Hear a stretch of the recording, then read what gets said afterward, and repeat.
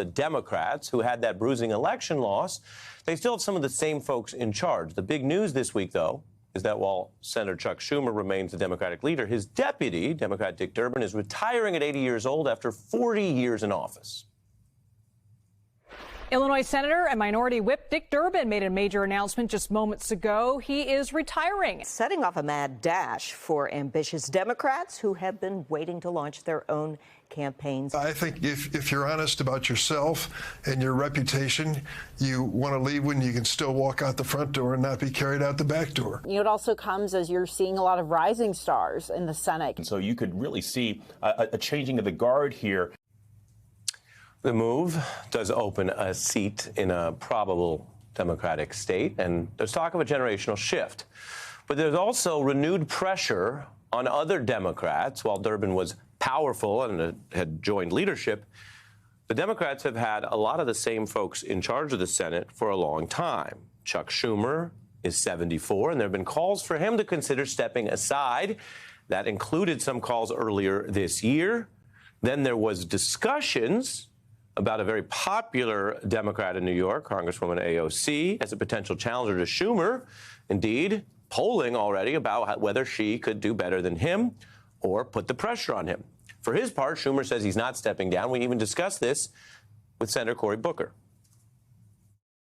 When it comes to passing the torch, yourself, are you even giving that some thought right now? Right now, I am focused on showing the American people how bad Trump's economics are for them. There's talk about whether you should be Senate leader for the Democrats. Are you open to that position? Senate Democrats have a leader, and he's going to remain there.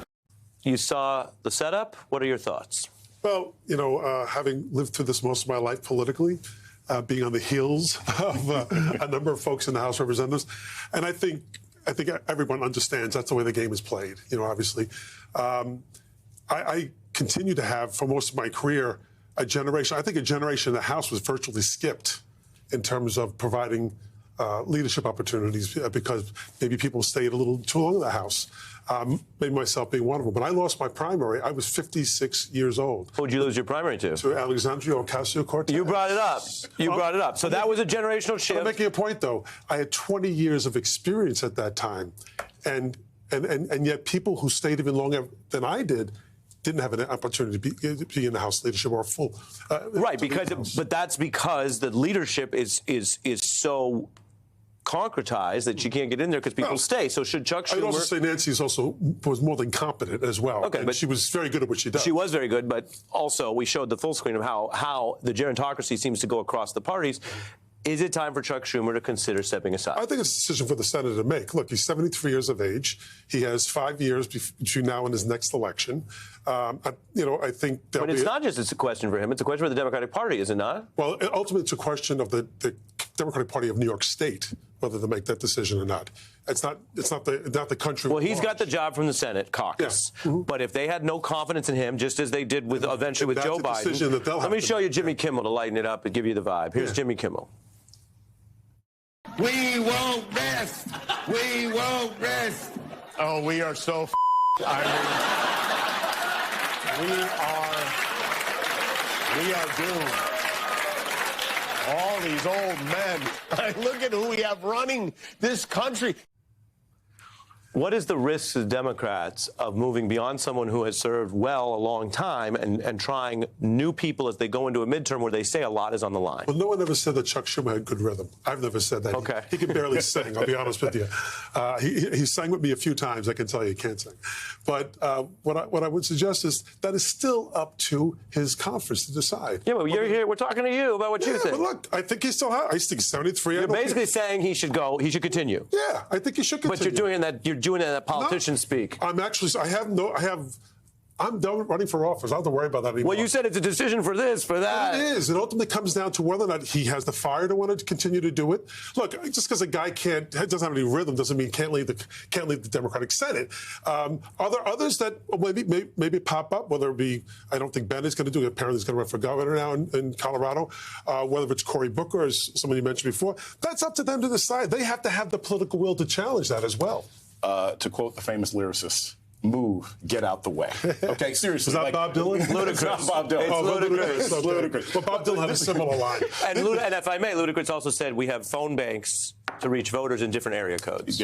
Something to that effect. Yes, many area Continue. codes. Here's the thing. Like, this is, and I understand, you know, professional respect and courtesy and everything else like that, but the public has said they want change. The public has said they're unhappy with Chuck Schumer. The public has said they're unhappy with the current state of the Democratic Party. That's what's got to change, and it has to start at the top. And here's the thing. I want to add this because you showed, you know, sort of Bernie and AOC. I went to their rally in Los Angeles. I walked through that crowd.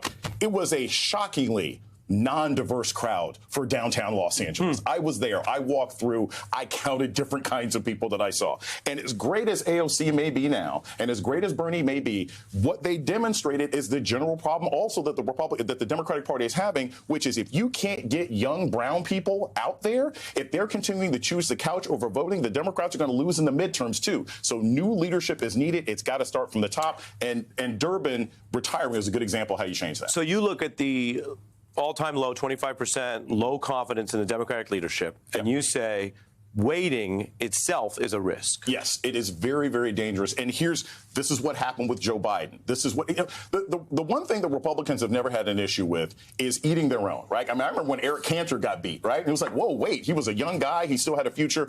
You've got to be willing to listen to what the public wants. And if the public is screaming for change, the public doesn't want reform anymore. They want things torn down. And the current Democratic Party is not answering that call. And Chuck Schumer is a symbol of that old way of operating. Well, what I would also suggest, though, it's different from winning a deep blue district in New York and winning statewide or winning nationwide as well.